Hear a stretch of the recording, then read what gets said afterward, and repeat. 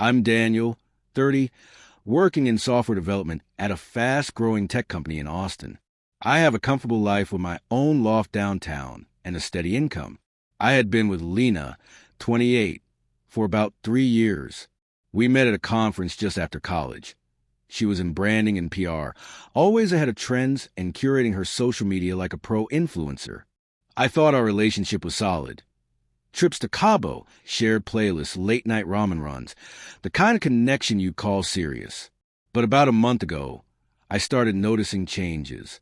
Lena became distant, always glued to her phone, whispering during texts late at night. She claimed it was all work deadlines and client calls, but she kept mentioning a new guy, Tristan, a recent hire at her agency. She said his name casually, just enough to sound innocent, but it made me uneasy. Then one evening, while we were eating Thai takeout, she looked up and said, "Dan, I've been thinking about us." I braced myself. She told me she wanted to try an open relationship, to explore things and strengthen what we had before it became routine. I was stunned. She insisted it would be mature and help us grow.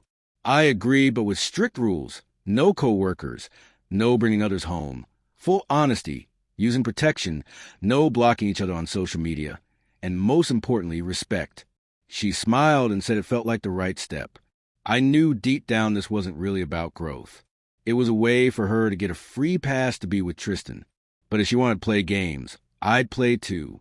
I downloaded a few dating apps the next day, and when I told her I had a date that weekend, she seemed surprised. I asked, "Isn't that the point?" Meanwhile, her late nights grew more frequent. New perfumes and outfits appeared, and soon a photo showed up on her Instagram. Her and Tristan at a rooftop bar, his arm around her, captioned, "Exploring new energy," tagged with mutual friends, but noticeably not tagging me. That was a signal. I reached out to Mia, Lena's best friend since high school, someone Lena always seemed possessive about. I vented to Mia, and she was surprisingly honest. She said Lena had been acting distant and canceling plans since Tristan showed up. Mia was frustrated too and glad I wasn't just letting Lena do whatever she wanted. So I asked Mia out, not just for revenge, but because I genuinely liked her. Our first date was electric. Mia showed up in a stunning black dress, and we laughed more in 2 hours than Lena and I had in months. I snapped a picture of us and posted it with the caption, "Sometimes what you're looking for was right in front of you all along," tagging Lena and Mia. My phone immediately blew up with texts from Lena, furious and demanding to talk. But I asked her calmly which rule she thought I broke. She couldn't say. It wasn't about rules. It was about control. I told her Mia treated me like I mattered. That shut her up. She broke down crying, but I wasn't moved. This was about me finally stepping out of her shadow. In the following days, Lena tried to control the narrative, telling friends I was manipulating Mia, posting vague quotes about betrayal, but her own behavior had already been exposed with photos and messages. Mia wasn't having it either. At a brunch with friends, she said loudly, "You can't ask for an open relationship and then get mad when I date someone. Grow up." A few weeks later, Lena tried texting me, saying she missed us and that Tristan meant nothing. I showed Mia the message and said we were exclusive now. Lena called it a huge mistake. Mia was right. She wasn't what we were. She was better. A month later, Mia and I took a weekend getaway. She posted a picture of us on a mountain trail, happy and relaxed. Lena commented sarcastically, "Wow, trading down much?" Mia fired back, "At least I didn't need an open relationship to get his attention." That got a lot of likes. 3 months later, Lena and Tristan's fling ended badly. He was married with kids and disappeared once confronted. Lena spiraled, trying to guilt me through mutual friends, but I stayed silent. Mia and I are stronger than ever. We moved in together last month, and life feels calm, honest, and peaceful. Lena joined a new yoga studio, claiming I stole her life. Mia just said, "She's not wrong. Her life's better now that we're living ours." Sometimes trash takes itself out. Other times you just have to walk away and lock the door behind you. Our friend group split in two during all this. Those who knew Mia and me well saw through Lena's victim act, while a few still sided with her because of her polished social media. Some called me cold for dating her best friend, or said I was throwing away 3 years over one mistake. But this wasn't a mistake. It was a strategy for her to keep freedom without consequences. Life doesn't work like that.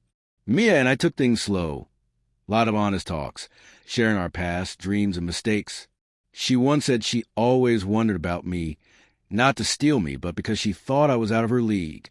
I admitted that for the first time in years, I could breathe without walking on eggshells. We took a trip to Santa Fe. No social media, just hiking, food trucks, and bonfires. One night she asked, "Do you think we'll last?" I said, "I don't think." She smiled. "I know, because you're not competing with anyone. You're just here." Meanwhile, Lena's descent continued. She texted mutual friends trying to convince them I was being manipulated by Mia. Someone showed me the messages. I just laughed and ignored it. Then came the nuclear blow. Tristan's wife contacted me on LinkedIn. She told me about Lena and Tristan's secret fling and how Tristan ghosted Lena when confronted. Lena hit rock bottom and came to my building, sobbing and asking for a second chance. I told her she had 3 years to talk, but she chose hashtags instead. I didn't follow her. Months passed peacefully. Mia moved in, and we threw a housewarming party with friends who had distanced themselves during the drama, reaching out to apologize, saying they saw through the act and were happy to see me genuinely happy. We started new traditions: farmers markets, trivia nights, spontaneous road trips. We rebuilt a life on the ashes of a fake one. Lena moved on too, dating a yoga instructor with a stereotypical man bun and no job, posting photos tagged #healing and #new beginnings, but everyone saw through it. Mia and I recently got back from Greece, where I proposed. She said yes, not to prove anything, but because she wanted to spend her life with someone who chose her for who she was, with no conditions or manipulation, just love. I posted a photo of us with the iconic blue domes of Santorini behind me on one knee. Lena saw it but didn't comment. This wasn't about revenge anymore. It was about freedom. I started the year thinking I was losing my love, but it turned out I was making space for the one who was really meant to stay. Sometimes life falls apart so it can come back together stronger, and the best comeback is living well and never looking back.